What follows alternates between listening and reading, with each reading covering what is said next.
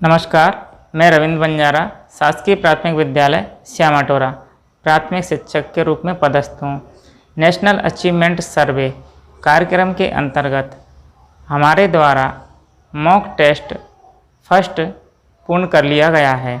इसमें छात्र छात्राओं के कठिनाई स्तर का पता लगाने हेतु कौन कौन से लर्निंग आउटकम कमज़ोर हैं, इसके बारे में हम आइए जानते हैं प्रपत्ताओं के बारे में।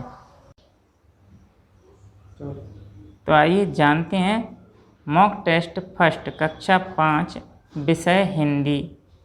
तो हमारे द्वारा जो प्रपत्र तैयार किए गए हैं, तो ये मॉक टेस्ट हमारे द्वारा छात्र छात्राओं से पूर्ण करा करके देखिए हमारे विद्यालय में 5 छात्र छात्राएं हैं।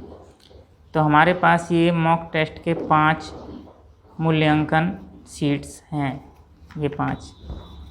अब हमने इन छात्र छात्राओं के द्वारा हल किए गए प्रश्नों को चेक कर लिया है और चेक करने के बाद देखिए हम विषय हिंदी, इसमें 15 प्रश्न दिए गए हैं।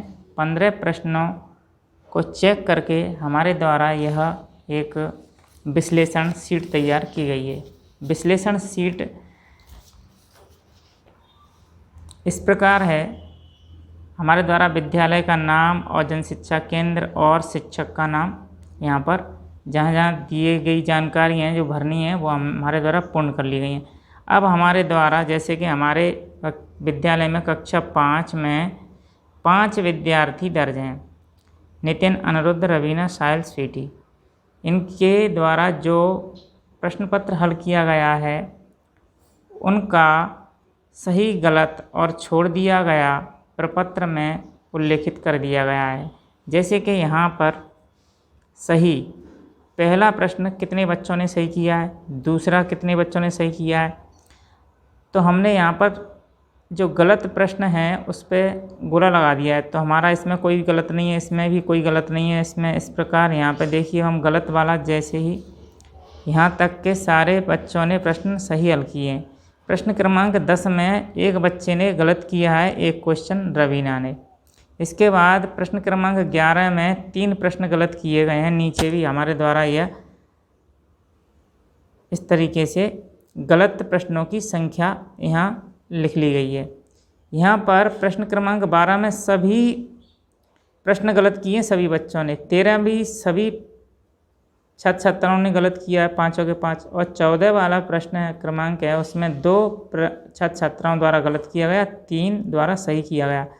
अब हमारे पास जो कठिनाई स्तर है वो प्रश्न क्रमांक 11, 12, 13 और 14 है।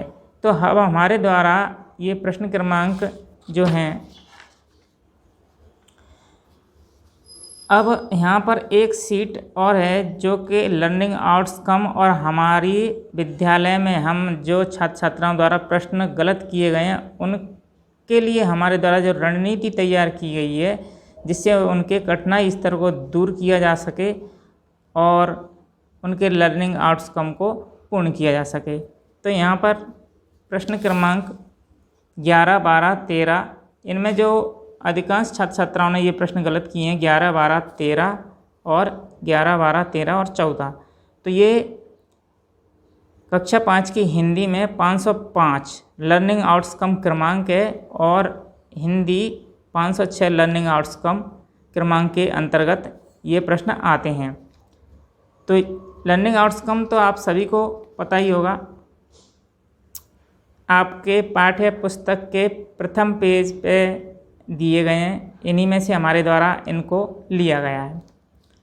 रणनीति क्या है, इन प्रश्नों को जो छात्र छात्राओं ने गलत किया है, तो देखिए छात्र छात्राओं में यहाँ पर कठिनाई स्तर, समय सारणी को पढ़ने समझने से संबंधित प्रश्नों को सही जवाब नहीं दिया गया है। लर्निंग आउटकम 505, 506 को पूर्ण करने हेतु समय सारणी विभिन्न प्रकार की निर्माण कर छात्र छात्राओं को पर्याप्त अभ्यास कराकर इस लर्निंग आउटकम के कमज़ोर प्रदर्शन को दूर किया जा सकता है।